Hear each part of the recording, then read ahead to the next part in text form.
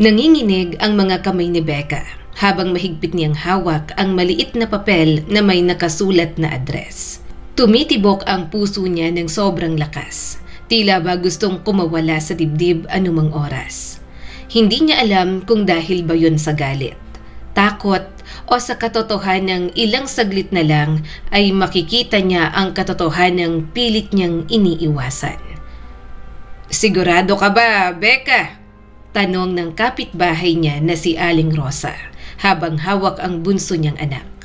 "Baka naman mali lang ang impormasyon ng kaibigan ng kabit ng asawa mo. Baka naman nililigaw ka lang." Napapikit si Becca. Gusto niyang kumapit sa posibilidad na yon, na mali lang ang lahat, na may paliwanag ang asawa niya, na hindi totoo ang kanyang mga narinig. Dahan-dahan siyang umiling. "Sabi ng kaibigan ng kabit ng asawa ko, dati silang magkaibigan at magkagalit po sila ngayon. Hindi na ako sigurado sa kahit ano. Nay Rosa, kailangan kong malaman." Tinitigan siya ng matanda. Puno ng pag-aalala ang mga mata. "Mga bata, huwag kayong mag-alala. Saglit lang si mama ninyo." "Ma, saan ka pupunta?" Tanong ng panganay niyang si Liam. Hawak ang laylayan ng damit niya. Saglit na nanikip ang dibdib ni Becca. Yumuko siya at hinaplos ang buhok ng anak. "May aayusin lang si mama. Maging mabait kayo dito, ha? Liam, ikaw nang bahala sa mga kapatid mo. Babalik ako agad." "Kasama mo na po ba si Papa kapag umuwi ka po?" Inosenteng tanong ng pangalawa niyang anak na si Yang. Parang may kung anong matalim na tumusok sa puso niya. Pilit siyang ngumiti kahit nangingilid ang luha. "Hindi ko pa kasi alam, anak. Titingnan muna ni Mama. Niyakap niya ang bunsong sikat. Isinunod niya ang dalawa pa. Tumalikod siya bago pa tuluyang pumatak ang mga luha niya. Hindi niya kayang makita ang mga anak ang kahinaan niya ngayon. Kailangan niyang maging matatag kahit sa sandaling yun lang. Habang nasa biyahe si Becca, pakiramdam niya ay bumabagal ang mundo. Bawat segundo ay parang isang oras. Nakatingin lang siya sa bintana, pinapanood ang mga dumadaang tao, sasakyan, gusali. Lahat parang normal, parang walang nagbabago. Pero sa loob niya, gumuho na ang lahat. "Bakit?" Bulong niya sa sarili. "Bakit ba nangyayari sa buhay ko to?" Naalala niya ang asawa niyang si Marco. Noong unang beses silang nagkita. Paano siya pinangiti nito? Kung paano siya pinaniwala na siya lang ang babae sa mundo nito. Lahat ng pangako, lahat ng sakripisyo, akala niya ay talagang may patutunguhan.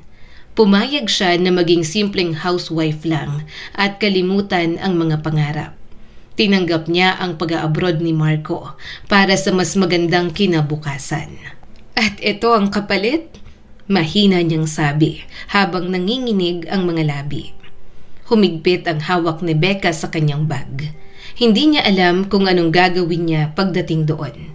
Hindi niya alam kung kaya ba niyang harapin ang katotohanan. Pero alam ni Becca na hindi na siya pwedeng umatras dahil ang pagpunta ron para rin naman sa kanyang mga anak.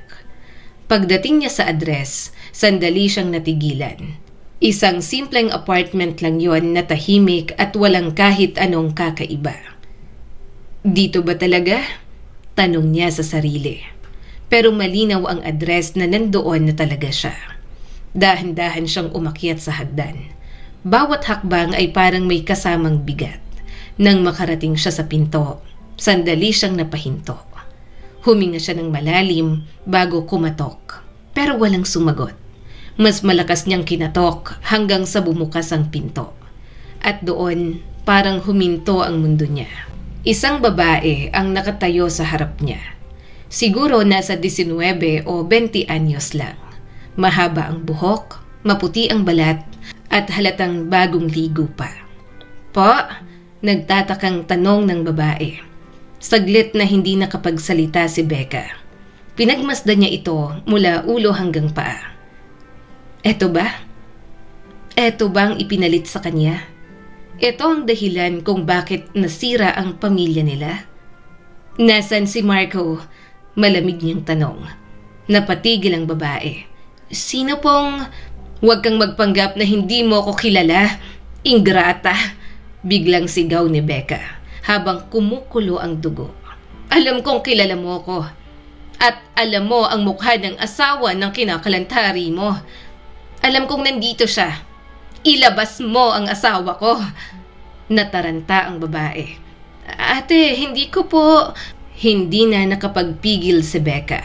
Hinawakan niya ang buhok ng babae at hinila ito pababa. Naiinis siya na pa-inosente pa ito.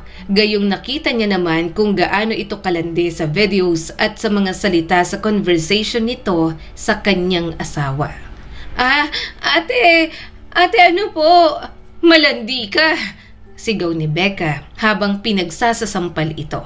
Alam mong may asawa, pinatulan mo pa. Hindi ko po alam. Umiiyak na sigaw ng babae habang pilit na kumakawala. Pero hindi na nakikinig si Becca. Sa isip niya, ito ang babaeng sumira sa lahat.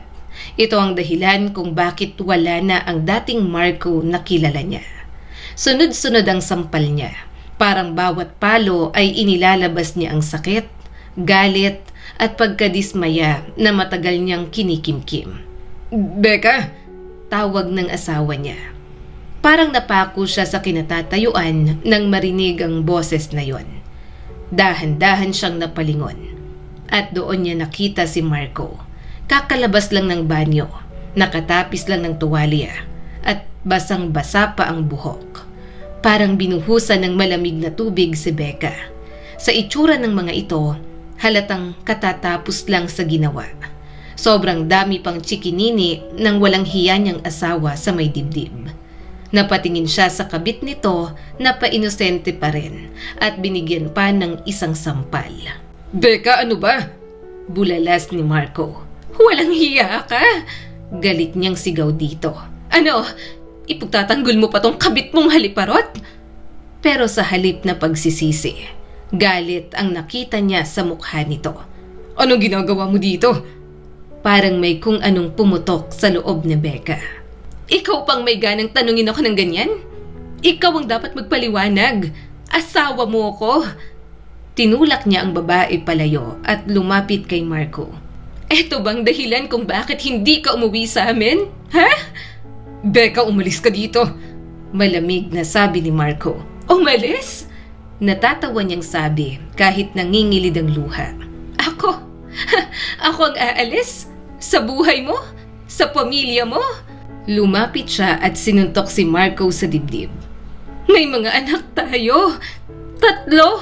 Marco, 3. Hinawakan ni Marco ang kamay niya para pigilan siya. Tumigil ka nga. Pero hindi siya tumigil. Sinuntok niya ulit ito, sinampal at itinulak. Anong ginawa namin para lokohin mo kami ng ganito? Walang hiya ka rin talaga. Nagtiyaga ako sa'yo. Minahal kita. Naging masunurin akong asawa sa'yo. Kahit na palaging kulang ang budget na binibigay mo, kahit malaki naman ang sahod mo, wala kang reklamo na narinig sa akin. Kahit nakakasakal ang mga pagsiselos mo nung una, sunod lang ako ng sunod sa'yo. Yun naman pala, ipagpapalit mo rin ako sa ganyan? Sa isip ni Becca, umaasa pa rin siya na kahit kaunti ay magsisisi si Marco. Nayayakapin siya nito at sasabihing nagkamali lang ito. Na kung humihingi agad ito ng tawad pagkatapos niyang makita, baka pa magmakaawa siya. Baka pa tanggapin niya ulit ito at kalimutan na ang lahat. Pero ang sumunod na sinabi nito ang tuluyang sumira sa kanya. Hindi na kita mahal, Becca. Parang nawala ng hangin ang mundo niya. Ano? Mahal? Hindi mahal? 10 taon na tayo, Marco. Ipagpapalit mo lang ako sa ganyang bata? At ano ka? Binata? May mga anak ka na pinabayaan mo dahil sa kabit mo na yan. Hindi ka man lang ba naaawa sa mga anak mo? Hindi na kita mahal. Ulit ni Marco. At mahal ko siya. Napatingin si Becca sa babaeng nasa likod nito. Umiiyak, takot, pero nakahawak sa braso ni Marco. Parang biglang lumiit ang tingin niya sa sarili niya. Ganun lang? Nanginginig niyang sabi. Ganun lang kadali para sa'yo na bitawan ako? Asawa mo ko. May mga anak tayo. Bakit ang dali mong bitiwan kami tapos piliin ang kabit mo na yan? Matagal na tong nangyayari, sagot ni Marco. Hindi mo lang napansin. Ayoko na sa'yo. Nawalan na ako ng gana. Parang may kung anong sumampal sa kanya. Parang bawat salitang lalabas mula sa kanyang asawa, layunin palagi na pasakitan siya. Alam naman ni Becca noon pa man na insensitive at masakit magsalita ang asawa niya. Tiniis niya lang dahil nga ito ang magtatrabaho para sa kanila. Paanong mga anak natin? Halos hindi niya na marinig ang sarili niyang boses. Marco, sige. Sige at hindi ko na kayo papakialaman ng kabit mo. Pero ang mga bata, intindihin mo ang mga bata. Hindi mo pwedeng talikuran ang obligasyon mo sa kanila. Sandaling natahimik si Marco. Para bang kahit isang beses ay hindi nito naisip ang kanilang mga anak. Simula nang makilala ang kabit, hindi na alam kung paano mag-isip ng tama. Ikaw na ang bahala sa kanila. Kaya mo na yan. Walang emosyon na sabi nito. Nanlaki ang mata ni Becca. Ano? Anong ibig mong sabihin?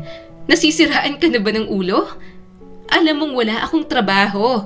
Wala akong trabaho kasi pinagbawalan mo akong magtrabaho. Sinabi mo na ikaw nang bahala sa amin. Na ikaw ang magpo-provide ng lahat ng kailangan namin.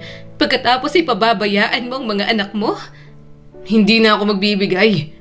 Pagod na ako, Becca. Diretso nitong sagot.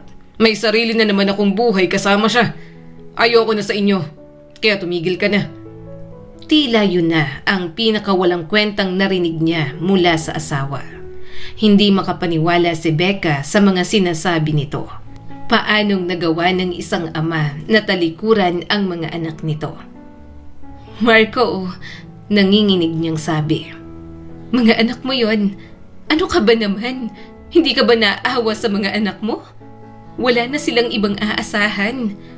Eh di ikaw, magtrabaho ka para alam mo kung gaano nakakapagod mag-provide sa inyo. Sagot ni Marco at walang kahit anong pagsisisi sa mukha nito. Na para bang hindi ito nangako na ito ang magiging provider sa pamilya hanggang dulo. Wala kang kwenta! Sigaw ni Becca habang sinusuntok ulit ito. Ama ka ba? Tao ka pa ba? Umiiyak na siya ng tuluyan. Hindi na niya mapigilan. Binuhos ko ang buhay ko sa'yo. Iniwan ko lahat para sa'yo. Para sa pamilya natin. At ito lang ang kapalit. Mahina niyang tanong. Hindi na nagsalita si Marco. Wala itong maisagot sa kanya. At doon niya napagtanto na baka wala na talaga. Wala na ang lalaki na kanyang minahal. Wala na ang pamilyang kanyang pinangarap. Humina ang tuhod ni Becca. Napahawak siya sa pader para hindi matumba. Hindi na kita kilala, mahina niyang sabi. Idedemanda talaga kita. Napailing si Marco. Ikaw? Ano? Mag-aaksaya ka pa ng oras at panahon. Mabuti pa'y magtrabaho ka na lang at buhayin mo ang mga bata. Wala ka na rin namang mapapala sa akin. Dahan-dahan siyang tumalikod. Bawat hakbang papalayo ay parang may hinihila sa puso niya. Pero hindi na siya pwedeng manatili. Hindi na siya pwedeng magmakaawa. Paglabas niya ng apartment, doon na tuluyang bumuhos ang luha. Tahimik siyang naglakad, parang hindi na alam kung saan pupunta. Ang alam lang ni Becca, kailangan niyang bumalik sa mga anak niya. Kahit durog na siya, kahit hindi niya alam kung paano siya magsisimula ulit, kailangan niya pa ring umayos para sa mga bata. Pagdating ni Becca sa tapat ng bahay ni Aling Rosa, pakiramdam niya ay hindi pa rin siya lubusang nakakabalik sa sarili. Parang may bahagi sa kanya na naiwan doon sa apartment, sa harap ng pintong yon, sa mga salitang hindi niya matanggap, sa lalaking minsan niyang tinawag na tahanan. Huminga siya ng malalim bago kumatok. Agad namang bumukas ang pinto. Mabuti at nandito ka na, bungad ni Aling Rosa, halatang nag-aalala. Okay ka lang ba? Anong nangyari sa pagpunta mo kay Marco? Gustong sabihin ni Becca na hindi siya okay, na parang wasak na siya pagkatapos ng ginawa ng asawa niya. Na gusto niyang sumigaw, magwala at magtanong kung bakit nangyari sa kanya yon. Pero hindi niya ginawa nang makitang sumilip ang mga anak niya. Pinilit niyang ngumiti. Opo, okay lang po. Hindi siya pinaniwalaan ng matanda. Kitang-kita yon sa mga mata nito. Pero hindi na ito nagtanong pa. Nasa loob ang mga bata. Kanina ka pang hinihintay. Napakagatlabi si Becca. Kanina pa. Ibig sabihin, kanina pang umaasa ang mga anak niya na babalik siya. At marahil kasama ang ama ng mga ito. Salamat po, Nay Rosa. Mahina niyang sabi. Tumango ang matanda at hinayaan siyang pumasok. Pagpasok pa lang ni Becca, agad siyang sinalubong ng bunso niyang anak. Ma! Sigaw ni Kath habang tumatakbo papunta sa kanya. Napangiti si Becca. Isang mas totoo na ngiti sa pagkakataong yon at agad niyang sinalo ang bata at niyakap ito ng mahigpit. Sa yakap na yon, doon niya naramdaman kung bakit kailangan niyang maging matatag. Hindi siya pwedeng bumagsak. Ang tagal mo naman po, Mama. Miss ka na po namin agad. Sabi ng panganay niya habang nakayakap pa rin sa leeg niya. Miss ko rin kayo. Sagot niya, pilit na pinapakalma ang sarili. Sorry kung natagalan. Lumapit din ang isa niya pang anak na si Yang. Mama, nasan po si Papa? Agad na tanong ni Yang. Parang may kumurot sa puso ni Becca. Hindi niya pwedeng itago habang buhay. Pero parang hirap na hirap pa rin para sa kanya na sabihin yon. Uwi na tayo? Sabi ni Becca. Pilit na pinapakalma ang boses. Maghahapunan tayo. Nagkatinginan ang mga bata. Pero tumango rin. Sumunod ang mga ito sa kanya papunta sa labas. Nagpasalamat si Becca kay Aling Rosa bago umalis. Habang naglalakad pa uwi, tahimik lang ang mga bata at halatang may hinihintay na sagot mula sa kanya. Pagdating sa bahay, agad niyang inayos ang sarili. Hindi dahil okay na siya, kundi dahil kailangan niyang magmukhang okay. Habang naghuhugas ng bigas, napatingin siya sa sarili niyang refleksyon sa maliit na bintana. Namumugto ang mga mata ni Becca. Magulo ang buhok at bakas na bakas ang pagod at sakit sa mga mata. Hindi pwede to, bulong niya sa sarili.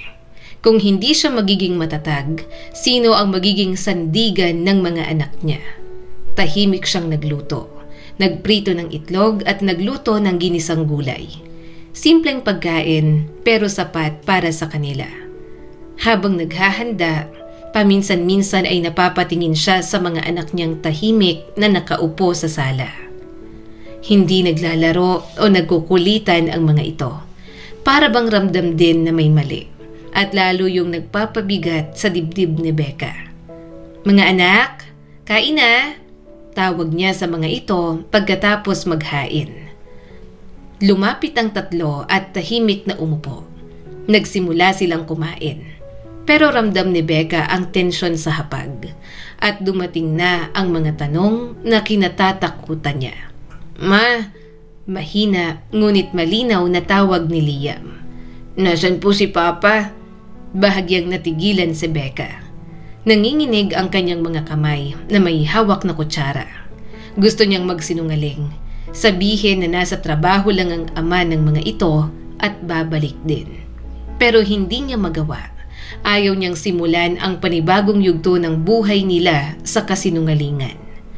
Dahan-dahan niyang ibinaba ang kutsara.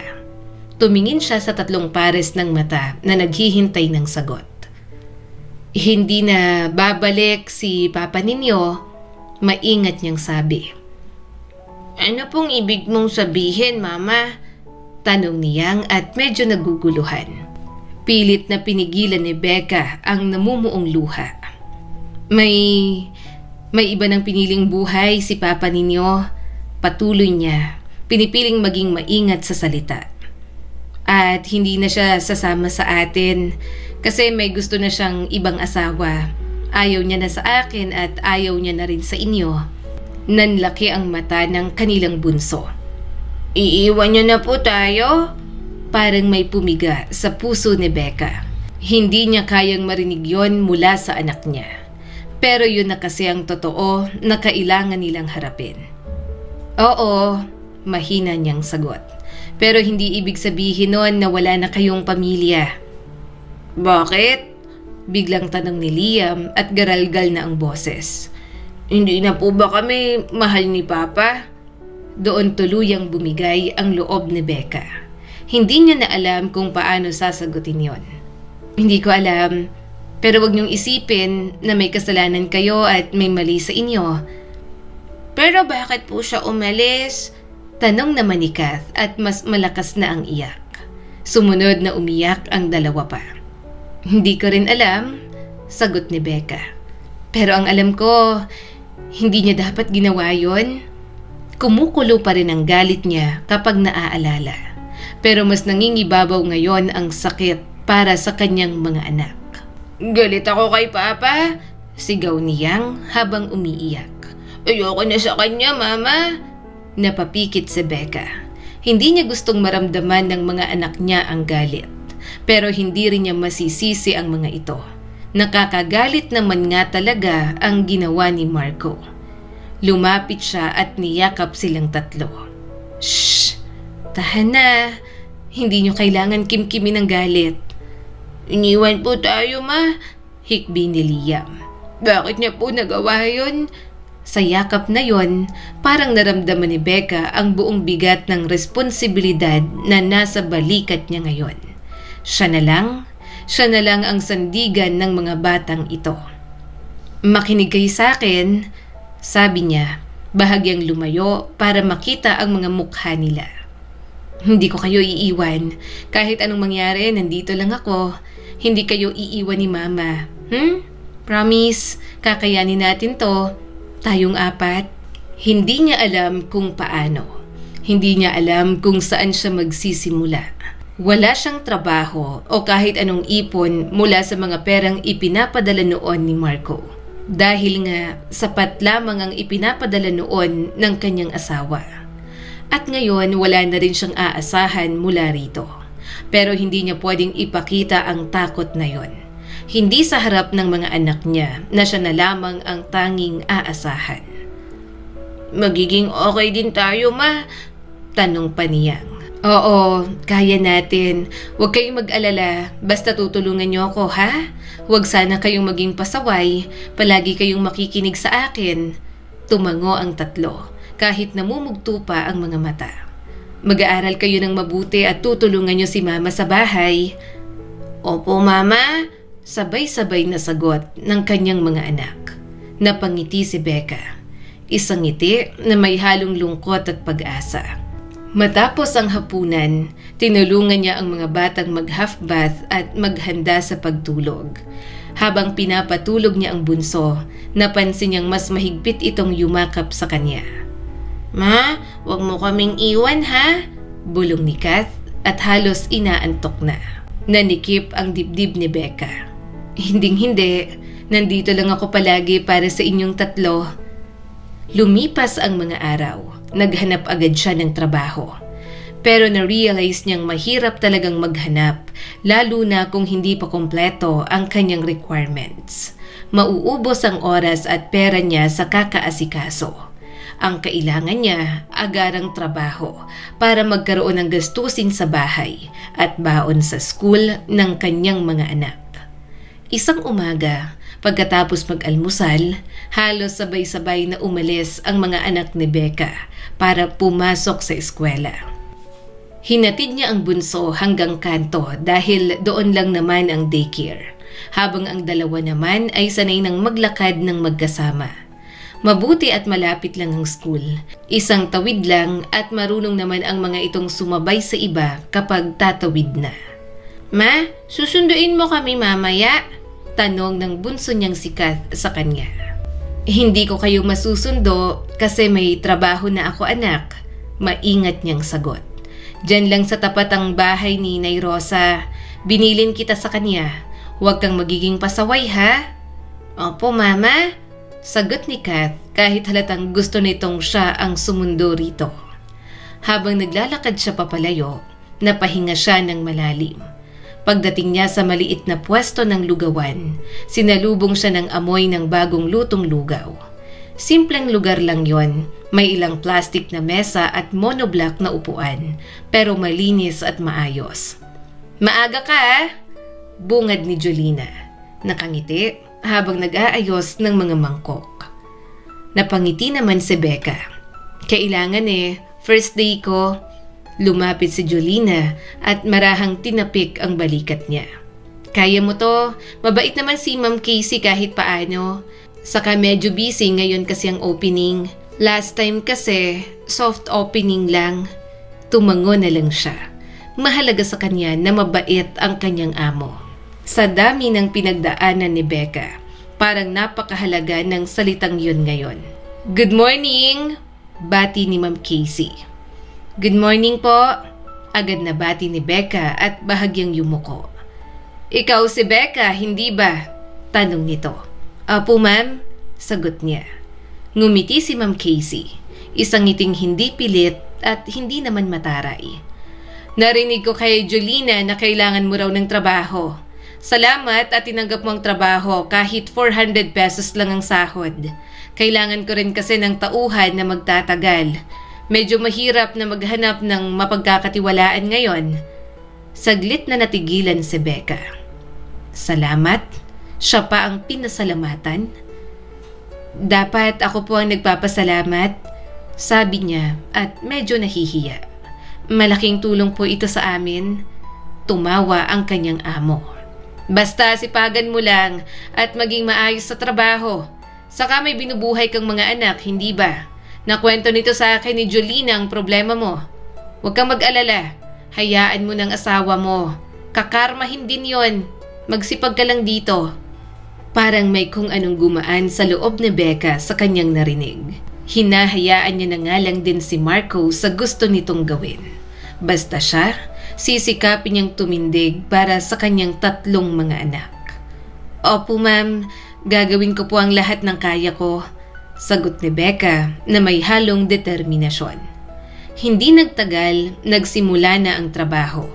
Okay naman ang naging opening. Libre pa ang mga gulay. Pero kinabukasan, doon na talaga nagsimula ang trabaho. Dahil maliit lang naman ang pwesto at medyo tagupa. Kaunti pa lang ang mga pumapasok na customer. Pero dahil bago, maraming naku-curious at gustong subukan. Becca, ikaw muna sa pag-serve, sabi ni Jolina. Ako sa lutuan, medyo maraming customer ngayon. Oo, sagot ni Becca. Iha, isang lugaw na may itlog, sabi ng tricycle driver. Habang naglalagay siya ng lugaw sa mangkok, napaso pa ang kamay niya. Pero hindi yun ininda ni Becca. Ginawa niya lang ang trabaho niya ng maayos. Nang bahagyang humupa ang tao, naupo siya sandali sa gilid. Pagod ka ba? Tanong ni Jolina. Napangiti si Becca. Kaunti lang. Normal lang yan sa umpisa. Saka hindi naman palaging puno ang lugawan. Minsan wala rin talagang customer. Kapag medyo sanay ka na rito, ikaw na lang mag-isa at ang kapalitan mo sa shift na si Angge. Tumango na lang si Becca. Maayos naman si Ma'am Casey, ano? Oo, sagot ni Jolina. Swerte ka nga may iba pang branch yan sa bayan. Napatingin si Becca. Talaga? Oo, family business nila yan. Yung mga pinsan niya, may kanya-kanya ring lugawan. Dati, simpleng lugawan to, hanggang sa nagsiserve na rin sila ng mga silog. Pero main dish pa rin talaga rito, lugaw saka chili oil na homemade nila. Ako, babalik ako dun sa main branch ni Ma'am Casey sa Zapote. Kasi dun naman talaga ako. Mas malaki kasi yon at kailangan ng mas maraming tao. Napahanga si Becca. Parang napakalayo ng ganoong buhay sa kanya. Isang pamilya na may negosyo. Isang pamilya na may pinundar. Isang pamilya na may seguridad. Paano kaya yon? Si Becca kasi wala nang maaasahan. 15 years old pa lang siya nang mamatay pareho ang mga magulang niya. Kinupkop siya ng tita niya. pero muntik na siyang pagsamantalahan ng kanyang tito. Kaya nga nang makilala niya si Marco, kahit 10 taon ang agwat sa kanya, minahal at pumayag na rin siyang maging asawa. Ang galing naman, bulong ni Becca. Bakit? Tanong ni Julina. Wala lang, iniisip ko lang, sagot ni Becca at bahagyang umiti. Sana balang araw, kahit maliit na negosyo lang, magkaroon din ako. Napatingin sa kanya si Julina. Bakit hindi? Lahat naman nagsisimula sa maliit. Parang may kung anong kumislap sa isip ni Becca. Lahat nagsisimula sa maliit. Oo nga naman, hindi naman agad naging malaki ang lugawan na yon. Hindi naman agad naging ganon ang buhay ni Ma'am Casey. Nang matapos ang trabaho, naglakad na lang siya pauwi. Malapit lang naman ang bahay niya. Isa pa, dadaan siya sa palengke para bumili ng pagkain. Mabuti na lang at arawan niyang nakukuha ang sahod. Maliit lang ang sahod kaya kailangan niyang tipirin. Ayaw naman niya na hindi healthy ang kainin ng kanyang mga anak. Mabuti na lang at hindi pihikan ang mga bata at nasanay naman sa mga gulay. Nang makauwi, dumiretso siya kay Nay Rosa. Sinundo niya ang mga bata. Napangiti siya nang sumalubong agad ang mga ito. Kinuha ni Liam ang mga pinamili niya, pati na rin ang susi ng bahay. Maliliit pa kasi ang mga anak niya, kaya hindi pa pwedeng iwan sa bahay. At least, kapag naiiwan niya kay Nay Rosa, may nagbabantay naman. Nakakapagpalit ng damit kasi may baon na agad ang mga ito na pamalit. Para kapag maglalaro sa labas, komportable at nakasuot na ng pangbahay. Siguro kapag medyo malaki na si Liam, pwede na niyang iwan ang mga ito sa bahay. Salamat, Nay Rosa. Alam ko pong palaging abala sa inyo kapag iniiwan ko ang mga anak ko, saad ni Becca. Ngumiti lang si Nay Rosa. Ayos lang. Ito naman, kung makapagsalita ay parang iba ako sa'yo. Saka parang apo ko na rin yung mga anak mo. Alam mo naman, ang mga anak ko may trabaho na, kaya lagi akong walang kasama dito sa bahay. Saka natutuwa ako na nandito sila. May nauutusan akong bumili sa tindahan at magbunot ng sahig. Mababait naman yung mga anak mo. Napangiti na lang si Becca. Masaya siyang marinig mula sa ibang tao na mabait ang mga anak niya. Bilang ina na nagpalaki sa mga ito, nagiging pride niya ang mga batang lumaki ng mabuti sa kanya. Maya-maya, naglakad na si Becca papunta sa bahay. Nakahawak naman sa magkabila niyang kamay sina Yang at si Kat.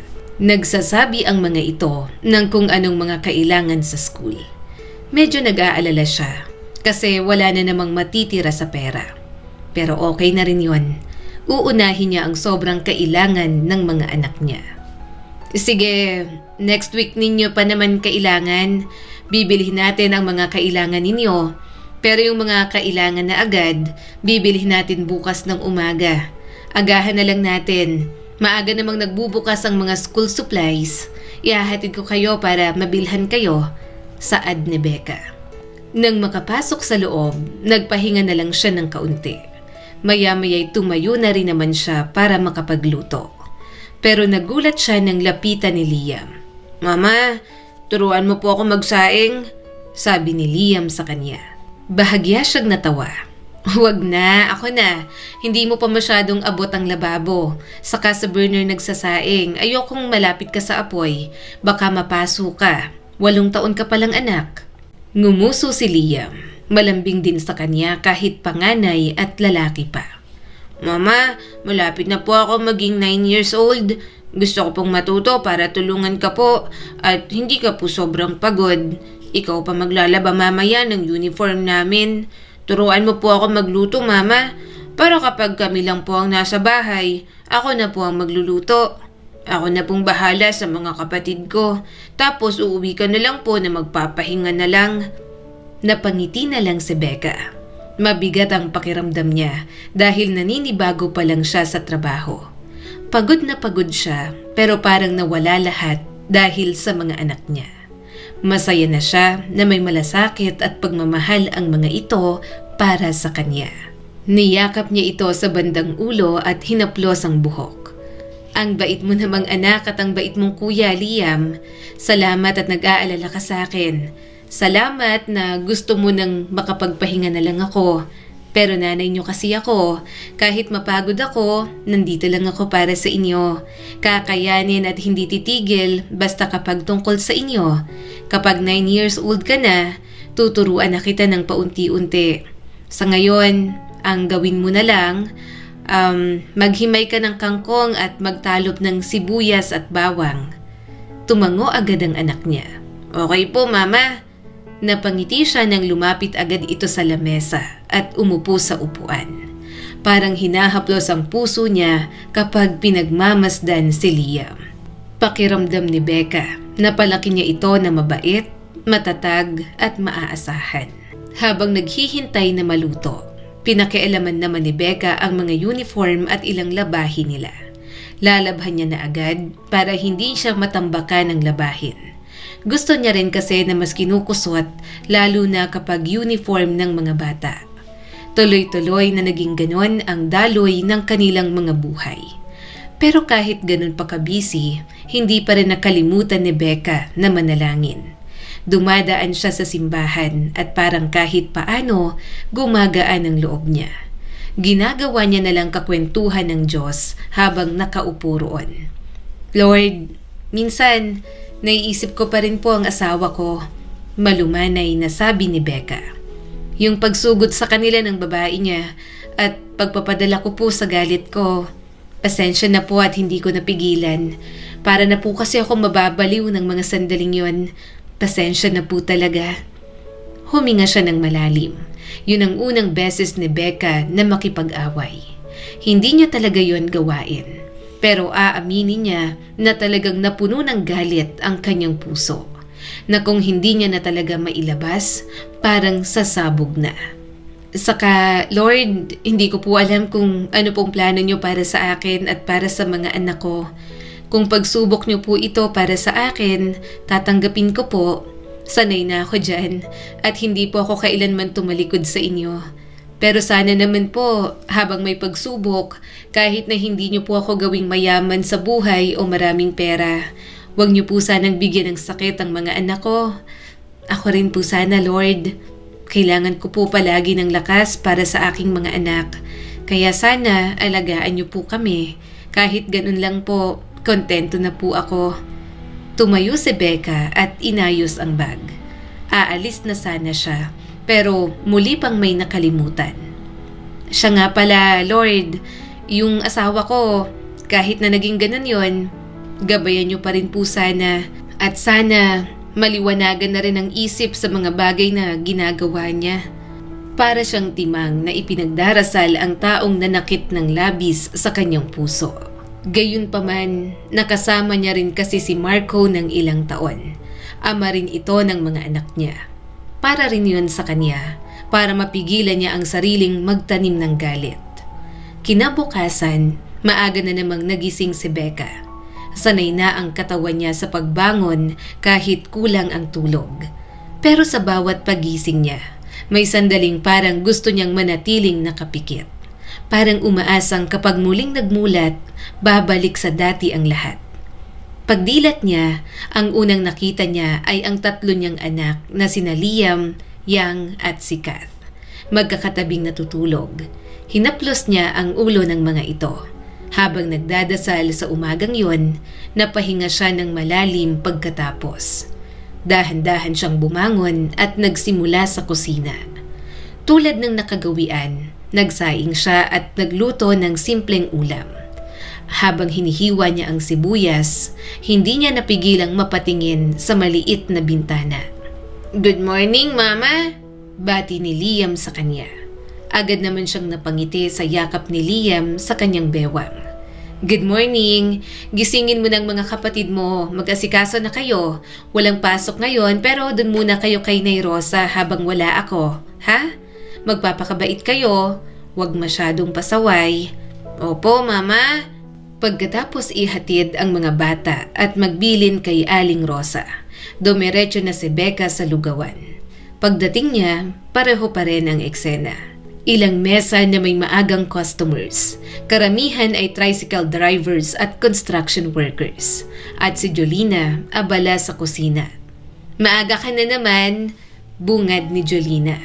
Ngumiti si Becca kahit pagod pa ang katawan. "Kailangan eh." "Ganun talaga," sagot nito. "Masasanay ka rin." Tumango na lang si Becca. Habang nag-aayos ng mga mangkok sa counter, may napansin siya sa gilid ng paningin niya. Isang lalaki na nakatayo malapit sa motor. May helmet sa braso at tila naghihintay. Hindi naman niya agad pinansin. Pero maya-maya, napansin niyang nakatingin ito sa kanya. Hindi naman bastos ang tingin, pero alam ni Becca na may kakaiba. Parang may gustong sabihin. Agad niyang inalis ang tingin. "Ano po yon?" tanong ni Jolina nang unti-unting lumapit ang lalaki. Umawang ang bibig nito at saglit na tumingin sa kanya, pero binalik din naman ang paningin kay Jolina. Isang tapsilog lang. Dine in." Tumango naman si Jolina. "Okay po, 120 pesos po." Agad na kumuha ang lalaki ng bayad.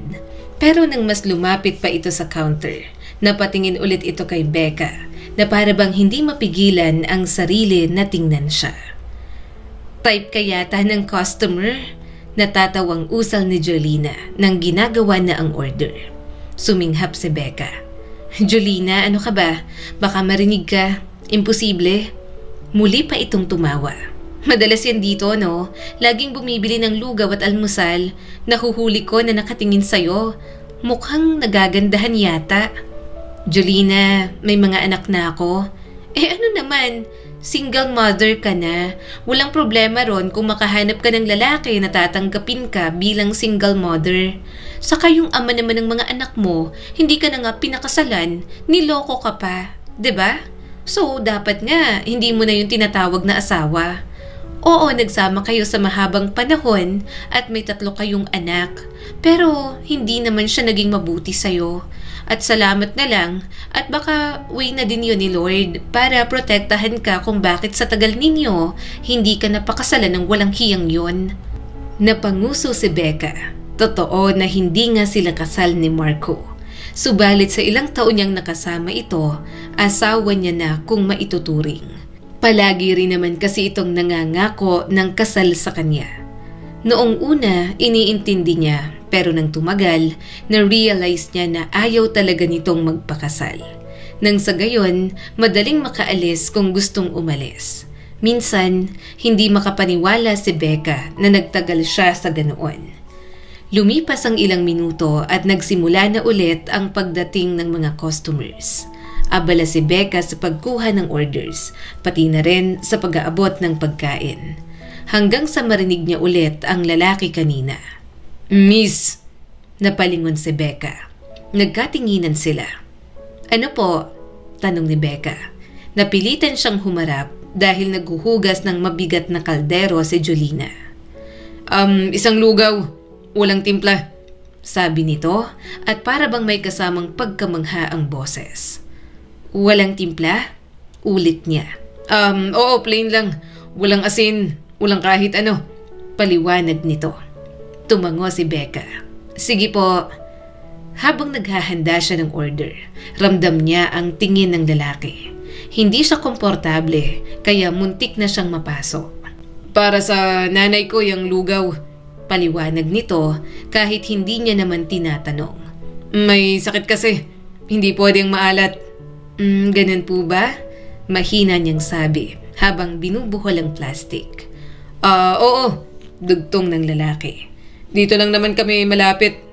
Siguro madalas na akong bibili dito. Arnel nga pala." Tumango si Becca kahit medyo nagulat sa pagpapakilala nito. Sige po." Hindi niya alam kung bakit parang gusto pa nitong magkwento. Hindi naman niya tinatanong, pero tuloy-tuloy pa rin ito. Mura na, masarap pa," dagdag ni Arnel at bahagyang napangiti. "Dito na rin ako mag-aalmusal minsan." Pinilit ni Becca ang sarili niya na ngumiti rin pabalik. "Salamat po." Sa loob-loob niya, gusto na niyang matapos ang usapan. Hindi siya sanay sa ganoong interaction. Hindi na rin siya interesado.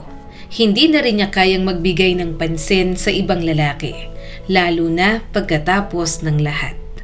"Ingat po," sabi niya habang inaabot ang order. Kinuha yun ni Arnel. "Salamat." Hindi pa rin ito agad umalis. Parang may gusto pang sabihin. Ako nga pala si Arnel." Pakilala ulit nito. Ikaw, anong pangalan mo?" Saglit siyang natigilan. "Becca po." Napangiti agad ito. "Nice to meet you, Becca. Sige, mauna na ako."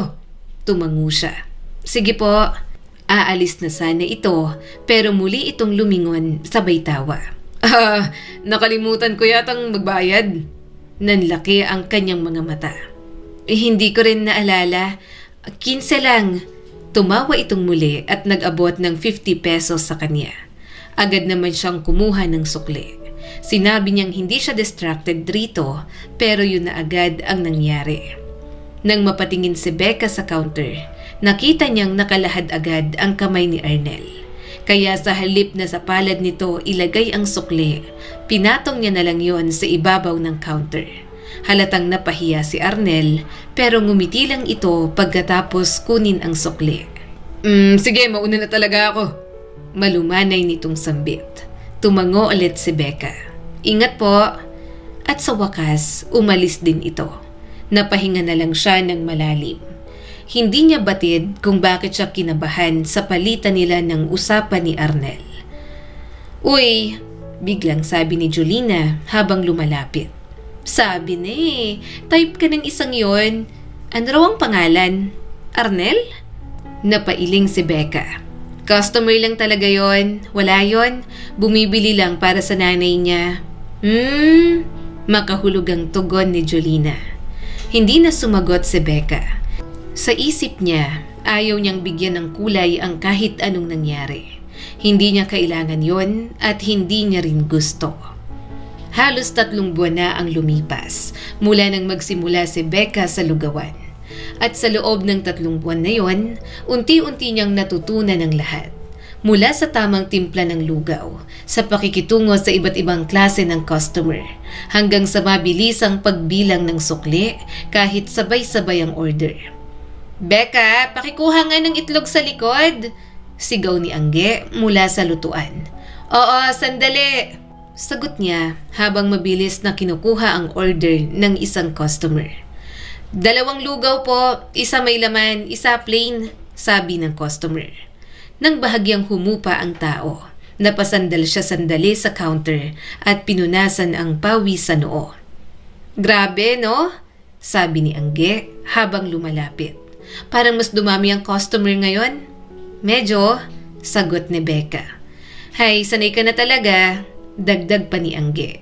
"Hindi ka na kinakabahan." Bahagyang napangiti si Becca. "Wala na akong choice kundi masanay." Sa loob-loob niya, hindi naman talaga siya nagkaroon ng opsyon na magpahinga o umatras. Kailangan niyang matuto, kailangan niyang tumibay. "Becca!" Napalingon siya sa tawag ni Ma'am Casey. Agad siyang tumayo ng tuwid. "Opo, ma'am. May pag-uusapan tayo. Doon tayo sa gilid," sabi pa nito. Sumunod si Becca kahit na medyo kinakabahan.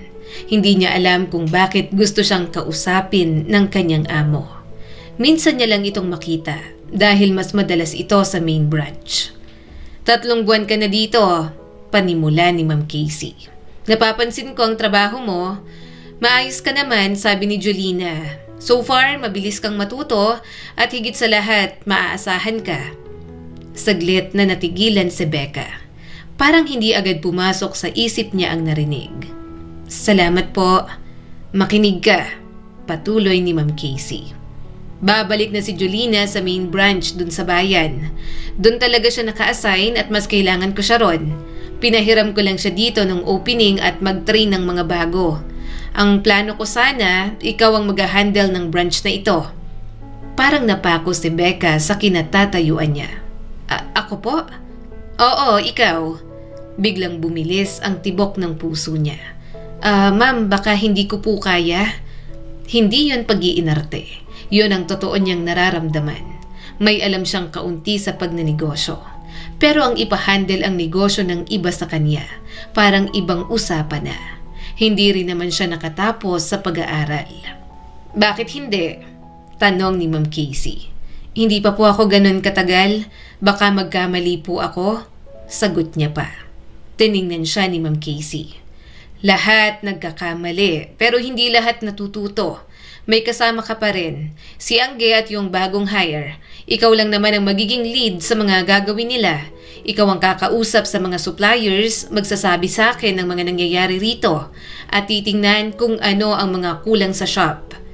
Napahinga si Becca ng malalim. Ano bang malay niya roon? Bukod doon, batid niyang panibagong responsibilidad yon. Isama pa ang kanyang pagod at takot. Siguro naman may increase yon sa sahod. Dahil kung wala, hindi niya tatanggapin. Ma'am, pasensya na po. Pero may increase po ba sa sahod kapag tatanggapin ko? Mahina niyang tanong. Ngumiti ng bahagya si Ma'am Casey. 500 na ang arawan mo. Bahagya siyang natuwa. 500 po? Oo. Sagot nito. Dahil hindi ka nalang basta staff, ikaw na ang bahala sa branch na to. Inventory, pagtanggap ng supplies, pagre-report ng kita. Habang nagsasalita si Ma'am Casey, ramdam ni Becca na mabigat ang gusto nitong mangyari. Pero kasabay nun, may kaunting liwanag. Kasi para sa kanya, malaki na rin ang 500. Mas makakatulong. Mababa pa rin naman, pero at least nadadagdagan. Kaya mo to, sabi ni Ma'am Casey. Naniniwala ako sa'yo. Tumango na lang si Becca. May naniniwala sa kanya, kaya baka kayanin niya talaga. Uy, anong nangyari? Tanong ni Angge pagbalik niya sa pwesto. Napabuntong hininga si Becca. Ako na raw ang mag-handle dito? Ha? Gulat na sabi ni Angge. Ikaw nang parang manager?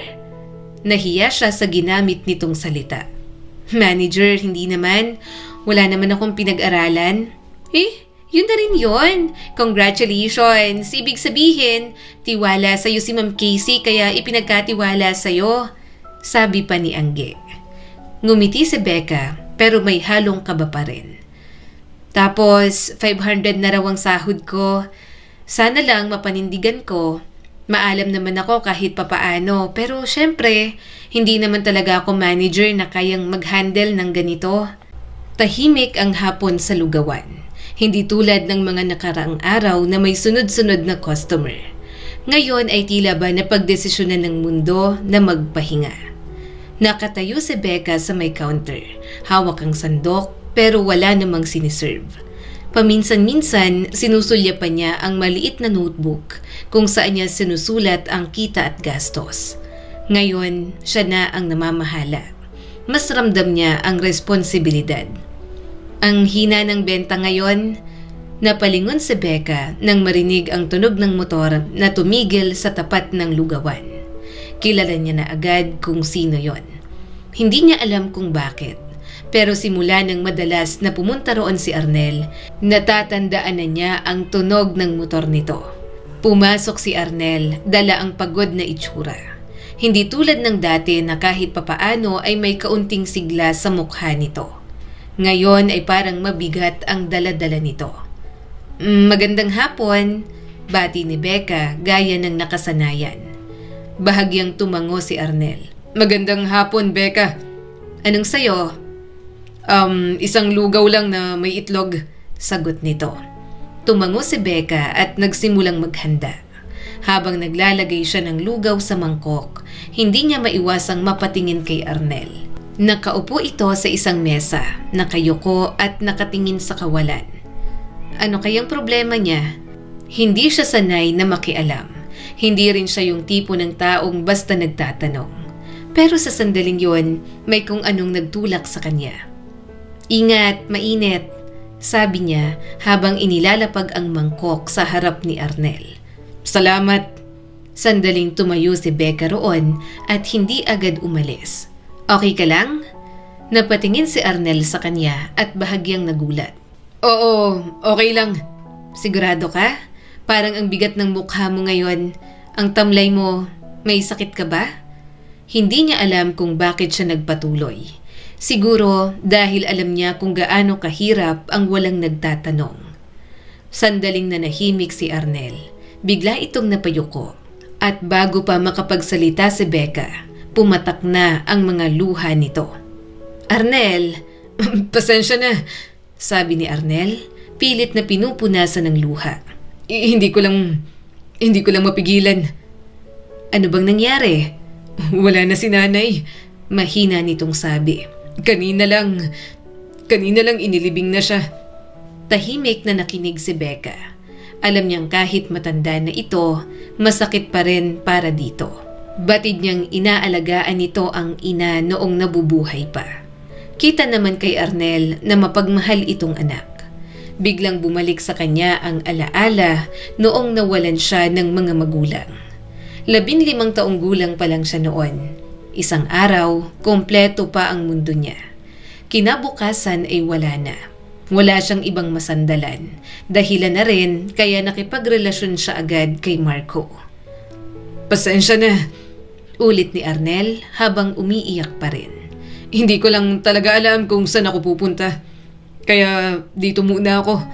Nalulungkot lang ako sa bahay kapag naaalala kong wala na si nanay. Dahan-dahan siyang lumapit. Okay lang. Bago pa siya makaiwas, bigla siyang niyakap ni Arnel ng mahigpit sa bewang. Nagulat si Becca at nanigas sa kinatatayuan niya. Becca, ang sakit. Nahihirapan akong wala si nanay. Simula bata, kami na palagi ang magkasama. Puno ng sakit na sabi ni Arnel. Ginawa niya lahat para sa akin. Nakatapos ako ng pag-aaral dahil sa kanya. Hindi siya sanay sa ganoon. Hindi siya komportable, lalo na't lalaki ito. Pero naawa siya sa mga hikbi ni Arnel. Ramdam niya ang panginginig ng balikat nito. Hinagod niya na lang ang likod ni Arnel. Okay lang, iiyak mo lang. Siya lang kasi ang meron ako. Wala na akong pamilya. Siya lang ang kasama ko sa buhay. Siya lang ang kausap ko. Tapos ngayon wala na. Humihikbing sabi nito. Mas humigpit ang yakap ni Arnel. Nailang si Becca pero hindi niya rin kayang itulak ito palayo. Kaya hinayaan niya na lamang. Hindi niya alam kung gaano katagal silang ganoon. Hanggang sa unti-unting kumalma si Arnel. Dahan-dahan itong bumitaw. Pasensya na, sabi nito sabay iwas ng tingin. Umiling si Becca. Okay lang, kapag kailangan mo ng kausap, pwede ako, makikinig ako. Ako, maaga akong nawala ng mga magulang, pero sa awa ng Diyos, kinaya ko naman at hindi niya ako pinabayaan. Huwag kang mawala ng pag-asa. Normal sa ating mga tao na mawala ng mahal sa buhay. Lahat panandalian lang sa mundo, pero kahit panandalian lang, hanapin mo pa rin na maging maligaya. Bahagyang napangiti si Arnel. Salamat. Simula ng araw na yon, nagkaroon ng kaunting closeness ang pagitan nila ni Arnel. Kapag pumupunta ito sa lugawan para kumain, nagkakatinginan na lang sila. Mabait naman si Arnel, kaya paunti-unti ay naging komportable siya. Ihahatid na kita. San bang bahay mo? Tanong nito isang hapon. Umawang ang bibig ni Becca. Wag na. Malapit lang naman ang bahay namin. Kayang-kayang lakarin. Saka dadaan din ako sa palengke. Bibili ako ng lulutuin ko. Gutom na ang mga anak ko panigurado. Nakita niya ang gulat sa mga mata nito. May anak ka na? Tumawa si Becca sa reaksyon nito. Oo, bakit? Hindi ba halata? May mga anak na ako. 3 sila. Isang lalaki at 2 babae. Sina Liam, Yang at si Kath. 9 years old na ang pinakamatanda. 15 years old kasi ako nang mabuntis ako. Kaya ang bata pa ng mga anak ko. Napalunok si Arnel at hindi makatingin sa kanya. Kung ganun may asawa ka na. Ngumuso siya at sinagot naman yon. Wala akong asawa. Hindi ako pinakasalan ng papa ng mga anak ko. 10 taon kaming nagsama pero dumiretso sa kabit niya pagka-uwi galing abroad. Ayaw niya na sa amin, kaya kami na lang na mag-iina. Muli itong napatingin sa kanya at kumunot ang noo. Kaya muling nagsalita si Becca. Alam ko naman sa karamdam ko na pinupormahan mo ako at ayokong madisappoint ka. Single ako pero nanay na ako ng 3 bata. Ako na lang din ang bumubuhay sa kanila dahil ayaw magsustento ng papa nila. Kung hindi ka na magpapakita sa akin pagkatapos nito, naiintindihan ko naman. Bakit naman hindi ako magpapakita? Tanong ni Arnel sa kanya. Hindi naman nabawasan ang pagkagusto ko sa'yo dahil lang may mga anak ka. Okay sa akin na may mga anak ka. Kung tatanggapin mo ko, ituturing ko rin silang parang sarili ko ring mga anak. Nagulat lang kasi ako. Kasi akala ko may asawa ka pa. Naisip ko bigla, pumaporma pala ako bilang kabit mo at hindi bilang boyfriend mo. Hindi napigilang tumawa ni Becca. Hindi naman. Masama yun. Saka nakokontento naman ako sa isa. Hindi napigilang humalakhak ni Arnel. Sa huli, nagpahatid na lang siya rito at nagpasama sa palengke. Gusto niyang imbitahan sa bahay, pero nahihiya naman siya sa mga anak niya. Mga bata pa ang mga ito, pero may nararamdaman pa rin ang mga ito. Ayaw niyang biglain ang mga anak dahil lang nagdala siya ng lalaki. Ayaw mong ihatid kita hanggang sa looban? Safe ka ba ron? Tanong ni Arnel. Napangiti naman si Becca. Oo, safe naman kami hanggang looban. Saka ayoko lang na pag-usapan. Hindi ko rin alam kung ano magiging reaksyon ng mga anak ko kapag nakitang nakaangkas ako sa motor mo. Tumango naman ito at napangiti. Okay, naiintindihan ko. Maganda yan na naiisip mo ang nararamdaman ng mga anak mo kahit mga bata pa sila. Ang ibang magulang, hindi yun magawa sa anak nila. Hindi pa kita nakikita kasama ang mga anak mo. Pero sure ako na mabuti kang ina. Bahagya siyang namula sa sinabi nito. Sakto lang. Saka ang mga anak ko kasi binibigyan din nila ng pag-intindi ang nararamdaman ko kahit mga bata pa lang sila. Kaya sino ako para hindi intindihin ang sa kanila? Ayokong maramdaman nila na hindi ako nakikinig sa kanilang saloobin. Kasi baka pagdating ng araw, magkaroon sila ng hinanakit sa akin. Hindi ko lang naman sila anak. Lalaki rin sila at magkakaroon ng ibang makakasalamuha. Ayokong madala nila sa iba kung pangit man ang matutunan nila sa akin. Tumawa si Arnel at namumungay ang mga matang pinagmamasdan siya. Diyan pa lang, mabuting ina ka na. Sana ngayong klaro na nanliligaw ako, matanggap mo ako, pati ng mga anak mo.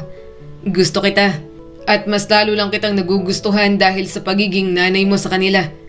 Humigpit ang hawak ni Becca sa mga dala niya.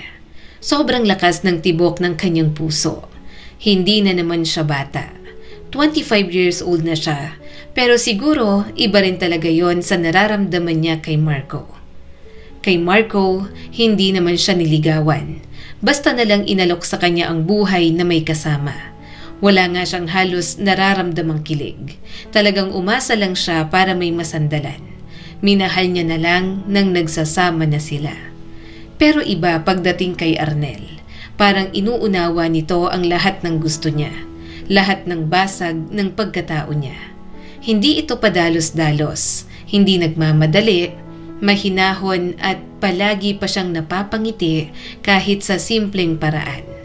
Tila kung dumating ang panahon na sasagutin niya, mas mararamdaman niya na maging boyfriend ito kaysa sa mga pinadama sa kanya ni Marco na binuntis na siya kaagad, na pisikal agad ang naging pundasyon ng kanilang pagsasama. Mga anak, tawag ni Becca habang kumakain sila ng hapunan. Agad na napatingin ang tatlo sa kanya. Unang nagtanong si Liam. Bakit po, Mama? Napatigil si Becca. Biglang nanuyo ang lalamunan niya. Bakit parang mas mahirap pa yon kaysa noong sinabi niya ang tungkol sa papa ng mga ito? May itatanong lang ako, sabi niya at pilit na pinapakalma ang boses. Gusto ko lang malaman ang iniisip niyo about dito at kung sakali lang na mag-asawa ulit si Mama. Nanlaki ang mata ni Kath. Mama, babalik si Papa? Parang may kumurot sa puso ni Becca. Saglit siyang napayuko. Mukhang umaasa pa rin ang bunso niya na babalik ang ama nito. Umiling siya ng dahan-dahan. Hindi anak, Hindi si papa ninyo ibang lalaki? Napatingin si Liam sa kanya. Hindi nagsasalita ang panganay, pero ramdam ni Becca na nag-iisip ito ng malalim. Mama, muli nitong sabi. Bakit mo po natanong? Mag-aasawa ka po ba? Napahigpit ang hawak ni Becca sa kutsara. Ano bang sasabihin niya? Hindi pa naman niya sinasagot si Arnel. Wala pa namang sigurado. Pero gusto niya pa rin malaman ang stand ng mga anak niya. Wala naman, naisip ko lang, sagot niya. Gusto ko lang malaman kung ano ang mararamdaman ninyo. Tahimik ulit ang mga ito. Walang nagsasalita, kaya habang tumatagal, mas lalong kinakabahan si Becca. Hindi ba gusto ng mga ito kapag nagmahal siya ulit? Masasaktan ba ang mga ito? Naisip niya na baka masyado siyang mabilis. Ilang buwan pa lang ang lumipas magmula nang malaman niya talaga na may kabit si Marco. Gayunpaman, bago yon, taon din niyang pinaghinalaan na may iba si Marco. Kaya kahit wala pa silang formal na paghihiwalay, sa puso't isipan niya, nagmo-move on na talaga siya. Kung nasaktan man si Becca, yun ay dahil sa pagtatraidor nito at para sa mga bata. Napabuntong hininga siya ng mahina. Handa na sana siyang bawiin ang tanong nang biglang magsalita si Liam. Mama, may mga kaklase po ako na katulad din po natin. Yung mama o papa nila may bagong asawa. Hindi na po ang tunay nilang tatay o nanay ang kasama nila. Tahimik na nakinig si Becca. Hindi niya inaasahan ang direksyong yon ng usapan. At okay naman po sila, dagdag pa ni Liam. Masaya naman po sila. Talaga? Mahina niyang tanong. Tumango si Liam. Opo, basta po mabait po ang lalaki at mahal ka po, mama. Okay lang po. Mahalaga po na masaya ka, mama. Nangilid ang mga luha ni Becca. Parang may kumurot sa puso niya. Isang kakaibang sakit na may halong saya. Mama, singit niyang. Ibig sabihin magkakaroon kami ng bagong papa? Napatingin si Becca sa pangalawa. Agad siyang umiling at mahinang tumawa. Wala pa, nanliligaw pa lang. Ayokong sagutin kasi iniisip ko muna kung ano ang mararamdaman ninyo. Napaisip si Yang.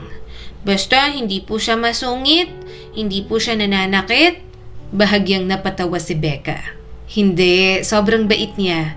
Pakiramdam ko magugustuhan niyo rin siya kapag nakilala niyo. Saka hindi siya nananakit.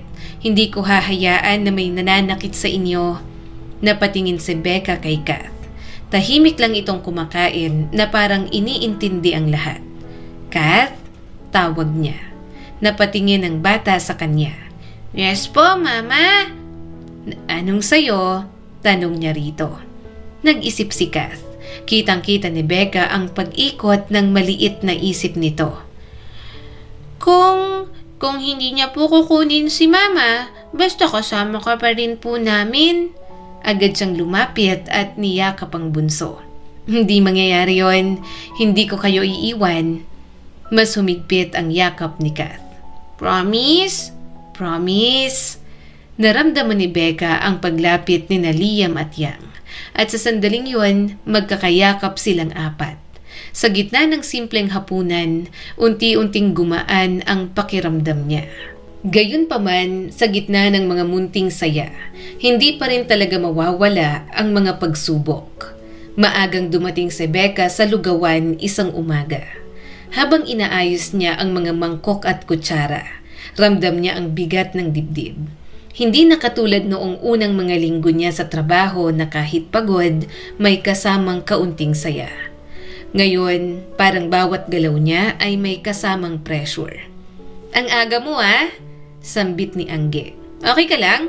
Parang hindi magandang mood mo ngayon Oo naman, okay lang ako, sagot niya kaagad. Sigurado? Pilit ni Angge. Simula nang ikaw na yung ginawang parang manager dito, parang lagi ka ng lutang. Napabuntong hininga si Becca. Hindi niya alam kung magsasalita ba siya o mananahimik na lang. Pero pagod pa rin siya. Ang hirap kasi, mahina niyang sabi. Lumapit si Angge para bumulong. Bakit? Ano na naman sabi ni ma'am? Doon na tuluyang bumigat ang pakiramdam ni Becca. Parang kasalanan ko lahat. Kapag mahina ang benta, kasalanan ko.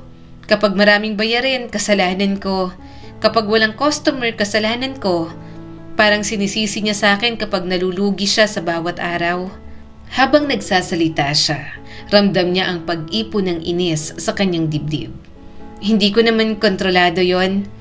Ano bang gusto niyang mangyari? Reklamo na rin ni Angge. Magic? Napangiti si Becca ng bahagya pero may lungkot pa rin. Hindi ko rin alam, ginagawa ko naman lahat ng kaya ko. Pero para sa isang daang dagdag, kung ganito lang din ang gagawin niya sa akin, parang nakakapagod. Hindi lang katawan ko ang pagod, pati utak ko. Naguguluhan sa mga sinasabi niya sa tuwing mainit ang ulo niya at sinasabi kong mahina ang benta. Araw-araw, pinipilit niyang ayusin ang pwesto. Inaayos niya ang display, pinapaganda ang pagkakaayos ng mga mesa. Minsan, siya pang nag-iisip ng paraan para makahikayat ng customer. Pero parang kulang pa rin. Alam mo, hindi naman talaga ikaw ang problema, sabi ni Angge at bahagyang lumapit nang naglalakad na sila pauwi. Hindi siya nasundo ni Arnel dahil naging abala ito sa paghahanap ng trabaho para naman magamit na ang pinag-aralan nito. Napatingin si Becca sa katrabaho niya. Yung pwesto, tago kasi tapos ang liit pa. Dinadaanan pero sa mga katabing establishments, hindi gaanong mapapansin. Kung bakit ba naman magtatayo ng second branch, hindi pa pinag-isipang mabuti. Tapos iaasa sa simpleng mga tinderang katulad natin. Akala ko ba family business nila yon na magaling yang si Ma'am Casey at nakapagtapos ng pag-aaral. Aasa sa success ng negosyo pero ayaw malugi. Ayaw na siya mismo ang tumutok. Laging nandun siya sa main branch. Napayuko si Becca. Yun din ang iniisip niya. Kahit na hanggang high school lang ang natapos niya, alam niya agad na location pa lang ay pangit na talaga. Bukod doon, hindi naman araw-araw ay paldo ang negosyo. Pero hindi niya kayang sabihin yon kay Ma'am Casey. Kasi parang sarado na ang utak nito. Gusto ko ngang sabihin yan, mahinang sabi ni Becca. Kaso baka sabihin niyang nagmamarunong ako. Natatakot din naman ako sa kanya. Iba palang ugali niya. Natatakot din ako na mawalan ng trabaho. May 3 akong anak, hindi pwedeng mawalan ako ng trabaho. Ako na lang ang bumubuhay sa kanila. Wala na akong maaasahan sa papa nila. Kinabukasan, ganoon ulit. Napatingin siya sa screen nang tumawag si Ma'am Casey. Biglang kumabog ang dibdib niya. Hello po ma'am? Sagot niya kaagad. Becca, kumusta ang benta kahapon? Diretso nitong tanong. Napalunok siya. Medyo mahina po ma'am. Narinig niya ang buntong hininga mula sa kabilang linya. Becca naman, ano bang ginagawa mo dyan? Bakit walang pumapasok na pera? Parang may kumurot sa dibdib ni Becca. Ginagawa ko naman po lahat ng kaya ko ma'am, pero wala po talagang pumapasok. Bihira lang po. Bakit ganyan? Dito naman sa main branch, okay. Sagot nito at may halong inis. Ikaw ang pinagmamanage ko dyan tapos ganyan ang resulta. Nanahimik si Becca. Hindi niya alam kung paano ipapaliwanag. Hindi niya rin naman kasi talaga alam ang kanyang ginagawa. Basta kumikilos lang siya ayon sa alam niya. Ma'am, dahan-dahan niyang sabi. Siguro po dahil sa location, maliit po kasi dito saka hindi po halos makita. Kapag dumadaan po ang mga estudyante, pakiramdam ko po hindi nila papansinin dahil hindi naman po attractive para sa kanila ang lugar. May mga jeepney driver po na napapahinto rito pero hindi naman po palagi. Gusto nila ng silog o lugaw saka hindi pa siya tapos magsalita. Sumabat na si Ma'am Casey. Anong location?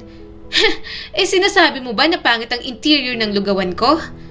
Biglang bumilis ang tibok ng puso niya. Ma'am, hindi po. Ang ibig ko pong sabihin, Becca, huwag kang maghanap ng dahilan. Malamig na sabi nito. Mag-isip ka ng paraan. Hindi yung isisisi mo sa shop ko ang pagkukulang mo. Parang may sumuntok sa sikmura ni Becca. Hindi niya alam kung anong mararamdaman. Ginagawa niya ang best niya bilang empleyado nito. Pero bakit parang siya pa ang may pagkukulang? Opo ma'am, mahina niyang sagot. Siguraduhin mo nga ayos yan ah. Sayang ang puhunan. Dagdag nito bago ibaba ang tawag. Nakakabwisit. Hindi na maibalik kahit puhunan. Walang kita sa mga sahod nyo lang din napupunta. Hindi na nagsalita si Becca, pero kumunot ang kanyang noo. Bakit silang mga empleyado ang sisisihin? Manpower sila. Isa sa mga dahilan kaya tumatakbo ang negosyo. Bakit sa sahod nila isisisi ang pagkalugi? Unti-unti niyang ibinaba ang cellphone. At doon, parang may bumara sa lalamunan niya. Anong sabi? Tanong ni Angge. Sinisisi na naman ako. Bakit daw mahina ang benta? Ano bang gagawin ko? Hihilahin ng mga customer para pumasok dito? Napailing si Angge. Grabe na talaga siya. Ginagawa ko naman lahat. Sabi niya, bahagyang nanginginig ang boses. Pati pagbili ng kulang, ako pa. Pati pagkuha ng supplies, ako pa. Pati pag-report, ako pa. Ano pang gusto niya? Ikaw na lahat. Inis na sabi ni Angge. Napabuntong hininga si Becca. Parang gano'n na nga. Ewan ko ba pero parang sobra ng pinapagawa niya sa akin. Tendera lang ang inaplayan ko rito. Pero lagpas na sa job description ko ang pinapagawa niya sa akin. Tumango na lang si Becca. Alam niyang gano'n din ang nararamdaman ni Angge. Ramdam niya yon araw-araw na pinag-iinitan sila ni Ma'am Casey. Pero katulad niya, wala rin itong choice kasi may pinapakain din ng mga anak. Kahit si Jolina na nagpasok sa kanya roon, humihingi sa kanya ng sorry. Nalaman niyang umalis na rin pala ito at nagpunta na sa abroad. Hindi nito binanggit na may ibang ugali si Ma'am Casey kasi kahit papaano ay napagtsatsagaan naman. Pero habang tumatagal, palala na ng palala ang tabas ng dila ng kanyang amo. Lumipas ang mga oras, may iilang customer na dumating. Pero hindi pa rin sapat para masabing maganda ang benta. Habang nagsiserve si Becca, pilit niyang inaalis sa isip ang sinabi ng amo niya. Pero bumabalik pa rin ang paulit-ulit. Sa sobra siyang na-stress, nawawala na siya ng gana na gawin ang trabaho. Becca? Tawag ni Angge. Pahinga ka muna, sabi nito. Ako na muna dito. Parang ang sama ng pakiramdam mo. Umiling si Becca. Okay lang ako. Baka mas lalong pagalitan pa ako ni Ma'am Casey kapag tatamad-tamad ako. Nang bahagyang humupa ang tao, umupo siya sa gilid. Tahimik lang siya at nakatitig sa kawalan. Iniisip niya kung hanggang kailan niya kakayanin ang trabaho na sobrang unfair sa kanya. Grabe, parang gusto ko nalang umiyak kanina, sabi ni Becca habang katawagan sa cellphone si Arnel. Tulog na ang mga bata pero siya'y gising na gising pa rin. Sa kabilang linya, tahimik na nakikinig si Arnel. Ano na naman ang sabi ng mamo? Napabuntong hininga si Becca. Ano pa nga ba? Kasalanan ko daw kung bakit mahina ang benta. Hindi mo na naman kontrolado yon, sagot ni Arnel at halatang naiinis na rin. Yun na nga gusto ko nga sanang sabihin na pangit ang pwesto, kaso parang iniisip niya na nagmamarunong ako. Becca, alam mo yan, kahit wala kang pinag-aralan at nandyan ka sa klase ng work environment, makikita mo kung anong problema at kulang. Hanggang high school lang ang natapos mo pero alam kong matalino ka. Ano ba namang klaseng amo ang meron ka? Mag-resign ka na kaya? Bahagyang natigilan si Becca. Hindi yon ang unang beses na sinabi yon ni Arnel. Pero sa bawat pagkakataon na naririnig niya yon, may kung anong kumukontra sa loob niya. Hindi pwede, agad niyang sagot. Alam mo namang mahirap maghanap ng trabaho ngayon. Ikaw nga, nakatapos ka ng 4-year course pero nagro-rider ka pa rin. Nahihirapan ka pa rin. Di lalo na ako na hindi pa kompleto ang requirements. May 3 pa akong anak. Hindi ako pwedeng sumugal. Pero hindi rin tama na ganyan kang tratuhin, sagot ni Arnel at medyo seryoso na. Kapag nakahanap ako ng maayos na trabaho, mag-resign ka na dyan. Pagod na nga ang katawan mo, pagod pa ang isip mo. Bahagyang nagulat si Becca sa sinabi ni Arnel. Parang sinabi na rin ito na ito na ang bahala sa lahat kapag nag-resign na siya. Arnel, hindi pa kita sinasagot. Ngumuso si Becca at huminga ng malalim. Saka maging boyfriend man kita, hindi ako papayag na aasa lang ako sa'yo para sa sarili ko at para sa mga anak ko. Gusto kong kumilos pa rin para sa amin kahit na maasahan ka. Ayoko mangyari ang nangyari nang iwan kami ni Marco. Para kung sakaling magbago ang isip mo, mapagod ka sa amin o iwan mo kami, hindi madadamay ang mga bata. Kaya ko pa rin silang buhayin. Matapang niya iyong sinabi dahil yun din talaga ang gusto niya. Magmamahal siya at papapasukin si Arnel sa mga buhay nila.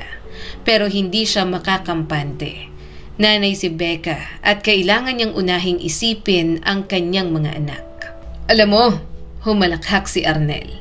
Bawat araw, mas lalo lang ako namamangha sa'yo. Tama ka. Kapag naging tayo at hinayaan niyo ako sa buhay ninyong mag-iina, hahayaan kita sa gusto mong gawin. Hindi kita pipigilan magtrabaho. Pero hindi ibig sabihin na hindi na ninyo ako maaasahan. Willing akong tumulong at umagapay sa inyo. Mamahalin ko kayo na sarili kong pamilya at hindi ko kayo iiwan. Ibubuhos ko lahat ng mayroon ako para sa inyo kapag naging asawa kita. Isusulit ko lahat, Becca, kasi may tiwala ako sa'yo.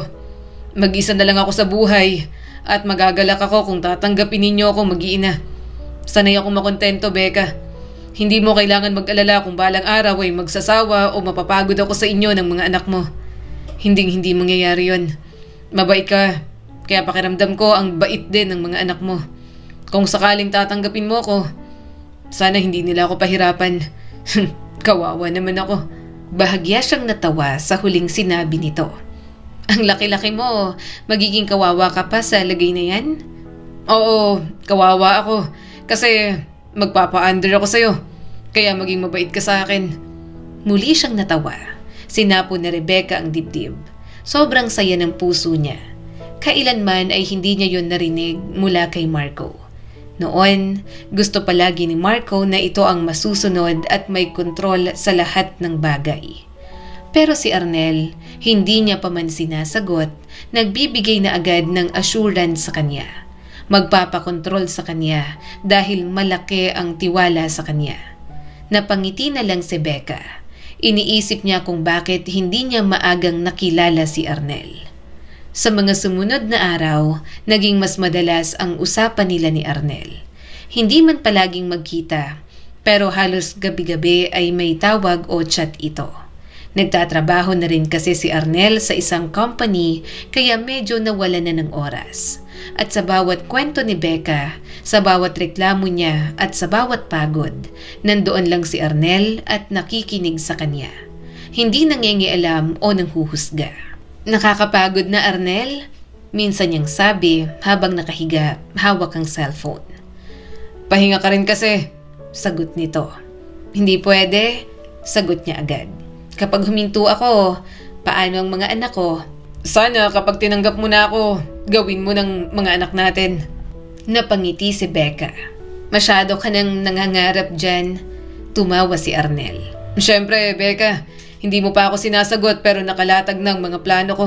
Next weekend, babalik ako dyan. Day off mo rin naman. Mag-date tayo. Sige. Nasasanay na talaga siya kay Arnel. Sa boses nito at sa paraan nito na kausapin siya. Sa paraan nito nga alagaan siya kahit sa simpleng pakikinig lang. Kaya kalaunan ay sinagot niya na lang din ito. Naisip ko na, sabi niya habang magkausap sila sa cellphone, na pwede na. Ha? Ano yun? Napangiti si Becca. Pwede nang maging tayo. At sa kabilang linya, narinig niya ang mahinang tawa. Hindi ka pa nakapaghintay ng weekend bago mo ako sagutin. Wala ako dyan. Paano ako hihingi ng kiss? Tumawa pa rin siya. Kapag umuwi ka, bibigyan kita. Huwag mo munang masyadong isipin. Baka hindi ka makapagtrabaho ng maayos. Ewan ko sa'yo, Becca. Hindi yata ako makakatulog ngayong gabi. Humalakhak siyang muli. At sa sandaling yon, parang may bahagi sa puso ni Becca ang unti-unting naghihilom. Tuwing day off niya o kapag weekend pagkatapos ng trabaho, lumalabas sila. Simple lang ang mga date nila. Pero sa bawat date, hindi nakakalimot ang kanyang boyfriend. Daan muna tayo dito. sabi ni Arnel isang beses at huminto sila sa isang donut store. Bibili ako ng pasalubong para sa mga bata. Napailing si Becca. Hindi na kailangan at saka baka tulog na sila. Palagi ka nalang bumibili. Gusto ko na bilhan sila. Kung hindi nila makain, bukas na lang at ilagay mo sa ref. Sagot nito agad habang nakangiti. Nagsabi na ito ng mga napiling donut na ipapabox. Arnel, bahagyang napangiti si Becca. Hindi mo obligasyon ito, pero salamat kasi pati mga anak ko ay iniisip mo. Napapasaya mo ako sa mga date na ganito, pero masaya ako na iniisip mo sila. Hindi mo pa sila nakikilala pero nararamdaman ko na agad na mahal mo ang mga anak ko. Sa totoo lang, hinaplos nito ang buhok niya habang naghihintay na matapos ang kanilang order. Nakokonsensya ako kasi binibigyan mo ako ng oras dapat sa mga anak mo yun. Hindi naman, sabi niya. Naiintindihan naman nila. Masaya nga sila kapag alam nilang magkikita tayo kasi palaging may pasalubong na dala pag uwi. Matamis na napangiti si Arnel. Talaga? Natutuwa sila? Natawa siya sa reaksyon nito. Mas lalo siyang nahuhulog sa boyfriend niya. Sobrang totoong tao nito at malambot sa kahit na sino. Iniisip niya minsan kung regalo ba ng Diyos sa kanya si Arnel pagkatapos ng lahat ng pagsubok na ibinigay sa kanya. Sa bahay na lang tayo mag-date minsan, sambit ni Becca isang araw. Napatingin si Arnel sa kanya. Pwede naman. Naiisip ko yan at gusto ko talagang isuggest noon pa. Pero ayaw naman kitang pangunahan. Hindi pa ako kilala ng mga anak mo. Ayokong basta nalang pumasok sa buhay nila nang hindi mo sinasabi. Parang may kung anong bumalot sa puso ni Becca. Hinawakan niya ang kamay nito. Siguradong mamahalin ka rin nila. Simula nang ipakilala niya si Arnel sa kanyang mga anak, naramdaman niyang mas lalong naging porsigido ang kanyang boyfriend. Talagang nagsisipag ito sa trabaho. Kapag uuwi, sa bahay na dumediretso at nakikipagbanding na lang sa kanilang mag-iina. Doon masinusulit ang oras kaysa sa mismong bahay nito. Iniisip ko na ibenta na lang ang pinamana sa amin ni nanay na bahay. Tapos bumili na lang ako ng malapit sa trabaho ko para kung sakaling ikasal tayo, di kasama ko kayo. Saad ni Arnel isang gabi habang magkatabi sila sa higaan. Bahagya siyang nagulat at napatingin dito. Iniisip mo na pakasalan ako? Napangiti ito. Oo naman, saan ba mapupunta to? Sa kasalan din, kung papayag ka. Marami na akong plano. Ikaw lang palagi ang hinihintay ko. Hindi niya napigilan ang mga luha. Naiyak siya kaagad. Hindi makapaniwala si Becca na kasama na siya sa mga plano ni Arnel. Napabangon si Arnel. Bakit ka umiiyak? Ayaw mo ba? Umiling siya. Naisip ka lang ng daming babae dyan na mas okay. Single, yung mga walang anak. Pero ako pa rin ang pinili mo. Tapos ang daming pang plano para sa amin. Naisip mo na napakasalan ako. Wala namang espesyal sa akin, Arnel. Baka kapag tumagal ay madisappoint ka lang. Sinapo ni Arnel ang kanyang mukha. Marahan itong pinunasan ang mga luha niya at hinalikan siya ng puno ng lambing. Paano ba ako madidisappoint sa'yo kung sa bawat araw, palagi na lang akong namamangha sa bawat ginagawa mo? Saka bakit hindi ikaw ang pipiliin ko? Ang ganda-ganda mo, mabait, maunawain, masarap magluto, mabuting ina. Wala na akong hahanapin pa sa'yo. Pasalamat na lang ako na hindi ka pinakasalan ng ama ng mga bata. Kasi baka ako talagang para sa'yo. Kaya huwag ka nang umiyak. Ibibigay ko ang buhay ko sa inyo ng mga bata. Ayokong makita kang nahihirapan. Gusto ko na hindi ka na mag-alala palagi. Mas lalo naman siyang naluha. Niyakap siya ni Arnel at dinama ang lakas ng tibok ng puso nito. Kung ito ang sagot sa kanyang mga dalangin, buong puso niya itong tatanggapin. Huwag mong ibenta ang bahay ninyo. May alaala ka ron saka ang nanay mo. Kami na lang ang lilipat doon kung gusto mo. Itong bahay na ito na tinitirhan namin, kay Marco to at palagi akong nag-aalala na baka bawiin niya. Pag-amin ni Becca. Tumango ito at inayos ang buhok niya. Kung ganon, lumipat kayo sa akin. Ako nang bahala sa inyo. Doon ako uuwi kapag weekends. At magpakasal na tayo Kahit sa City Hall na lang muna. Ayokong itira kayo sa isang bahay na wala akong ibinibigay na assurance sa inyo. Panghabang buhay na to, Becca. Sana, handa ka na sa akin. Mahina siyang tumawa bago tumango. Oo, handa na ako. Magpapakasal ako sa iyo, Arnel. Pero ang saya niya, bigla na lang natabunan dahil sa amo niyang demanding at sumusobra na. Ganito pa rin? Malamig na sabi ni Ma'am Casey nang bumisita sa shop. Ganito pa rin kabagal ang ikot ng pera? Napatingin si Becca sa paligid. Ma'am, marami po tayong customer ngayon. Marami? Putol nito. Bakit wala akong nakikitang kita? Parang may malamig na tubig na ibinuhos sa kanya. Ma'am, kakaumpisa pa lang po ng araw. Pero hindi siya pinatapos. Becca, ikaw ang pinagkakatiwalaan ko dito, hindi ba? Bakit parang hindi mo alam ang ginagawa mo? Napatingin ang ibang customer. Naramdaman ni Becca ang init sa mukha niya. Ma'am, ginagawa ko naman po ang lahat. Pilit niyang sagot. Talaga? Sarkastikong tanong nito. Bakit lugi ang branch na to? Pinapabayaan mo rin. Pinagkatiwalaan kita tapos ganito? Simpleng pagmamanage, hindi mo magawa. Naramdaman ni Becca ang panginginig ng kanyang kamay. Ma'am, anong ma'am? Sigaw nito. Ikaw ang dahilan kung bakit walang nangyayari dito. Hindi po ako. Sino? Ako. Bulyaw pa nito at naririnig na ng ibang customer. Sumagot ka. Hindi niya na napigilan ang sigaw. Hindi po ako ang problema. Nakita niyang natigilan si Ma'am Casey. Halatang hindi inaasahan na sasagot siya ng ganoon. Naiinis na tinanggal ni Becca ang apron at hairnet. Ginagawa ko po ang lahat. Ako na pong nagmamanage. Ako pang bumibili ng kulang. Ako pang nagre-report. Ako pang nagsiserve. Trabaho mo yun. Putol ni Ma'am Casey. Opo, sagot niya. Pero hindi po ako Diyos para kontrolin kung may papasok na customer o wala. At isa pa, kung gusto mong maging successful to, sana kumuha ka ng totoong manager na may dunong. Hindi yung iaasa niyo po sa simpleng tendera na katulad ko. Napatigil si Ma'am Casey. Kung mahina po ang benta, patuloy ni Becca. Baka po hindi lang ako ang dapat sisihin, ma'am. Pangit po ang location, tago po ang pwesto. Kahit anong sipag namin, kung hindi po nakikita ng tao, nahihirapan talaga. Aminin nyo na nagkakamali rin kayo. Hindi yung kami ang pag-iinitan nyo. Business owner kayo at dapat alam po ninyo ang parte ng negosyo ang pagkalugi. Hindi yung kami mga simpleng empleyado lamang ang sinisisi mo kung bakit mahina.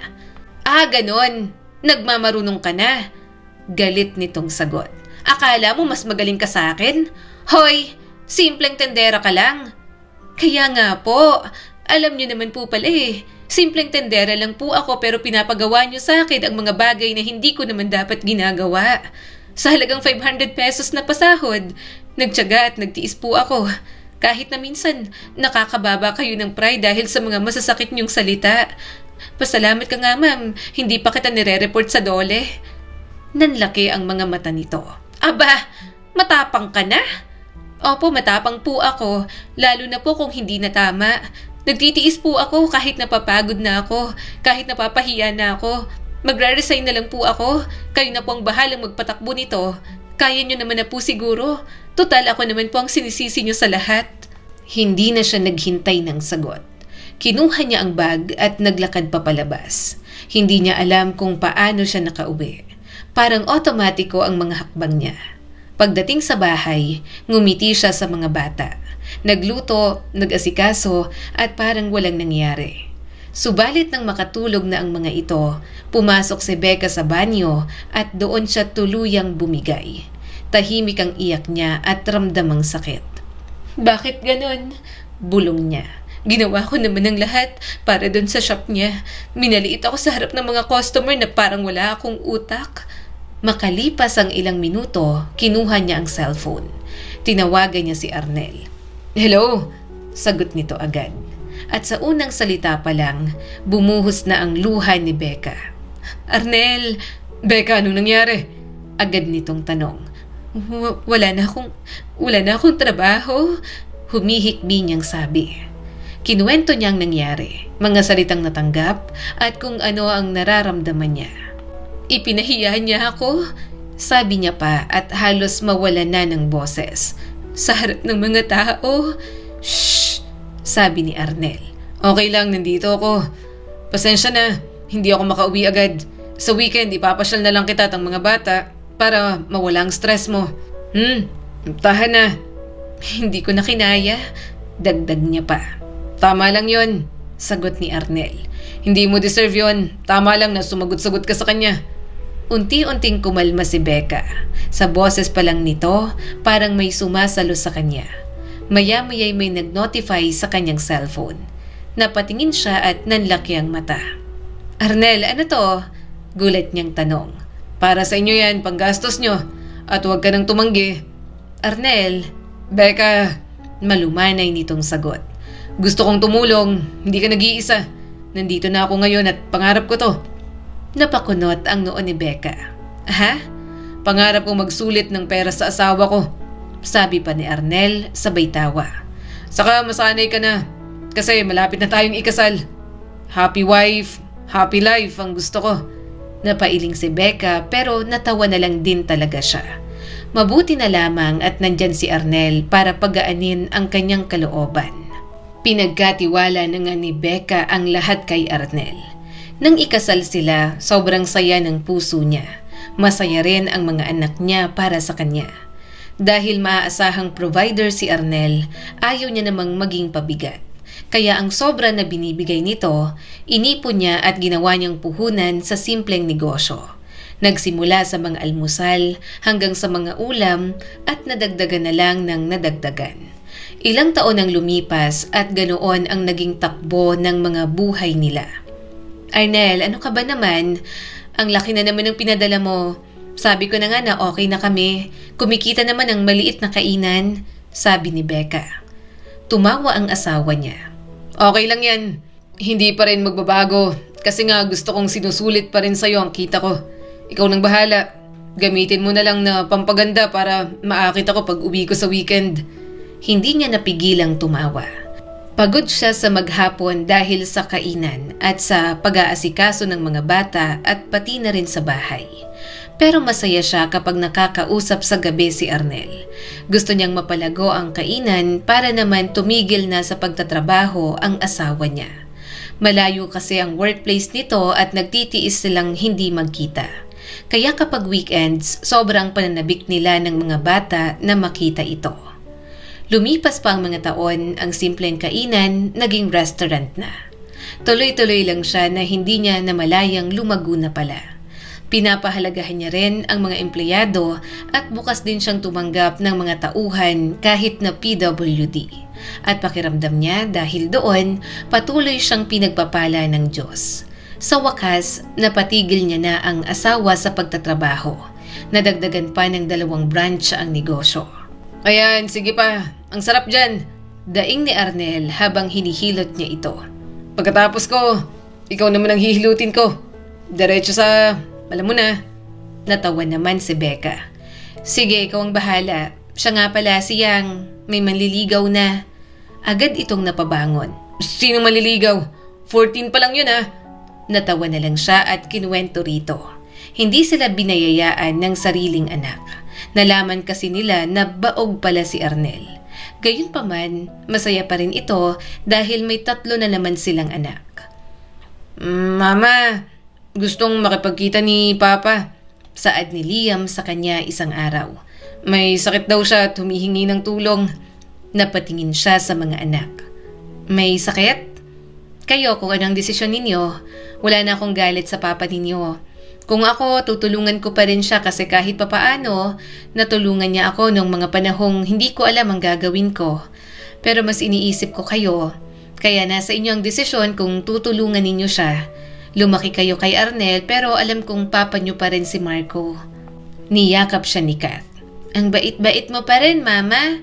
Napangiti siya sa mga ito. At mas okay yon kaysa magtanim ng sama ng loob. Maya-maya ay may kumatok sa kanya sa office. Isang tauhan sa restaurant na deaf-mute. Sinulat nito na may problema sa labas. Agad naman siyang sumunod. Paglabas ni Rebecca, nakita niya ang isang ginang na nagwawala. Magbabayad ako! Nawala na nga lang ang wallet ko eh. Saka pupuntahan ako ng anak ko rito. Iniwan ako ng kaibigan ko rito. Sabi niya siyang magbabayad. Nagulat ako na nawala na.